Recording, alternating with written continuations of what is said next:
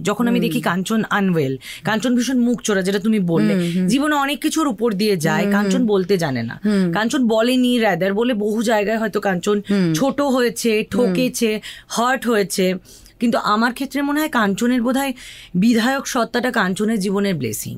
কারণ কাঞ্চন যদি কাঞ্চন যদি বিধায়ক না হতো, তাহলে মানুষ যে মুখোশ পরে থাকে, কাঞ্চনের যারা শুভাকাঙ্ক্ষী সো কল কোড আনকোড ছিল, তারা যে কতটা অশুভাকাঙ্ক্ষী সেটা জানতেই পারতো না।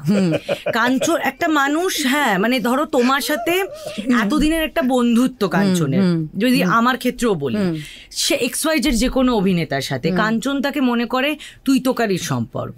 কিন্তু একটা বিধায়ক হয়ে গিয়ে তাকে জাজমেন্ট করলাম বা জাজমেন্টাল হয়ে গিয়ে সে একটা ভুল করলো, তাকে ফোন করে হাজারটা তুমি গালিগালাজ করো, ডেকে একটা থাপ্পড় মারো, কিন্তু সোশ্যাল মিডিয়ায় বড় বড় কবিতা বুঝতে পেরেছে কাজের অভাব ছিল আর এত ইনসিকিউরিটি থেকে, কিন্তু সেটা কাঞ্চনকে ভাবিয়েছিল। তো আমি তখন কাঞ্চনকে এটাই বলেছিলাম অ্যাজ এ পার্টনার, যে তারা কোনোদিনই তোমার বন্ধু ছিল না। কাঞ্চন যখন দেখে বলছিল এরা আমার সম্পর্কে বললো, আলাম এরা তোমার সম্পর্কে আজ নয় কাল বলতো, শুধু বিধায়কটাকে তোমাকে ওই কি বলবো একটা স্কেপগোট ধরে নিয়েছে। তো এটা ব্লেসিং হিসেবে আমি নিয়েছি, কনসিডার করেছি। এটা 6 মারলো পুরো, এটা হার্দিক পান্ডিয়া।